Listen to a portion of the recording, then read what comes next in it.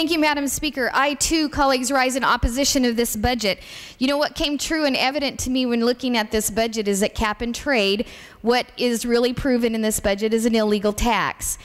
This was supposed to be something that was going to save the planet from global warming, and now we've transferred $500 million from cap and trade into the general fund budget to support social welfare programs. And that's really sad. This, just like that cap and trade bill was sold to the public as a way to save the planet, Proposition 30 was sold to the public in a way to save the schools.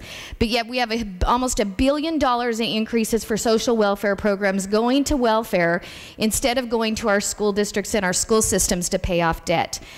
And that's what's really interesting, is that we tell the public in all these media-funded campaigns, for instance, like AB 32 is going to stop global warming, but yet it's an illegal tax transferred into a budget so programs can expand.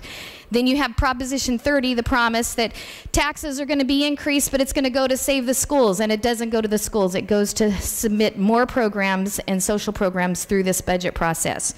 Then there's another part of this budget that just fries me, and I've talked about it several times on the floor. There's $15 million, $15.7 million going to the developmental centers. And we have to subsidize that as a state. Well, we don't have to, we can say no, because the federal government took that money from the Sonoma developmental centers because the department can't run it without abusing the residents that are in these facilities.